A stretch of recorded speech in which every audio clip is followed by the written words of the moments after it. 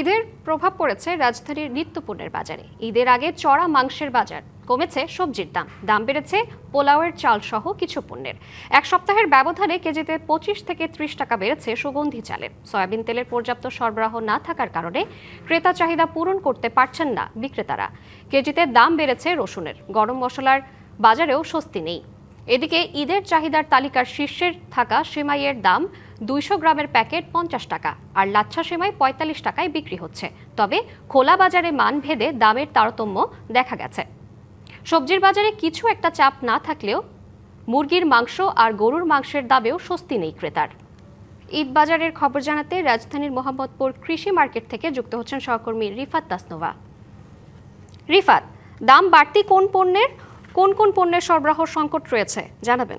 আপনি যেমনটি বলছিলেন, ঠিক এই মুহূর্তে আমি রাজধানী মোহাম্মদপুরের কৃষি মার্কেটে দাঁড়িয়ে রয়েছি এবং এখানে সবচেয়ে বেশি যে চাহিদার পণ্যগুলো রয়েছে অর্থাৎ সেমাই, তেল, ঘি, এই পণ্যগুলো যেখানে রাখা হয় আপনি দেখতে পাচ্ছেন এখানে আমি দাঁড়িয়ে রয়েছি। প্রত্যেকটা দোকানেই কম বেশি ক্রেতা কিন্তু রয়েছেন এবং তারা তাদের যেহেতু আজকে থেকে ছুটি শুরু হয়েছে, অর্থাৎ ঈদের ছুটিটা আজকে থেকে পুরোপুরিভাবে পূর্ণাঙ্গভাবে শুরু হয়েছে, তাই আজকেই কিন্তু অনেকে চলে এসেছেন ঈদের যে নিত্য পণ্যগুলো অর্থাৎ ঈদের জন্য যে কেনাকাটা সেগুলো করার জন্য।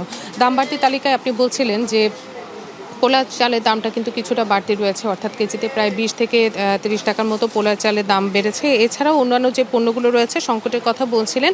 এখানে বিক্রেতারা একটি অভিযোগ করছেন যে তারা সয়াবিন তেল পাচ্ছেন না, অর্থাৎ ক্রেতারা তাদের কাছে সয়াবিন তেল চাচ্ছে কিন্তু তারা পাচ্ছে না, ফলে যে দামে তারা কিনে আনছেন সেই দামেই তাদেরকে বিক্রি করতে হচ্ছে। সেই দাম থেকে তারা খুব একটা বেশি লাভ রাখতে পারছেন না।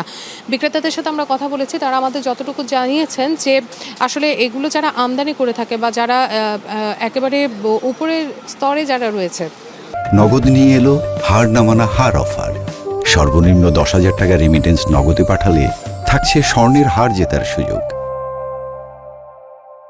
সেখান থেকে একটি তীব্র সংকট তৈরি করা হচ্ছে, অর্থাৎ একটি সংকটে এই যে সংকট তৈরি করা হচ্ছে এটার প্রভাব এসে এই বাজারে পড়ছে, খুচরা বাজারে, এবং সাধারণ মানুষ সেই ফলটা ভোগ করছে, অর্থাৎ তারা পণ্য পাচ্ছে না। আমরা যদি একজন বিক্রেতার মুখ থেকে শুনে আসি যে আসলে এই মুহূর্তে সংকট আছে কোন কোন পণ্যের এবং ঈদের যে রোজকার বাজার সেই বাজারে এখন চাহিদার শীর্ষে কোন কোন পণ্য রয়েছে, সেসব পণ্যের দামটা কেমন? এখন সংকট আছে সয়াবিন তেল, তারপরে চিনি, কিছু মানে প্যাকেটজাত চিনি সংকট, আর সংকট অন্য কিছু কিছু আইটেম, ঠিক আছে। আর বাজার মানে সেমাই টেমার দাম স্থিতিশীল আছে, এগুলো তেমন সমস্যা না। পোলার চালের দাম প্রচুর পরিমাণ বাড়ছে, কেজি প্রতি 20 হইতে 30 টাকা বাড়ছে। মশলার দামও কিছুটা পরিমাণে তুলনামূলক কিছু বাড়ছে।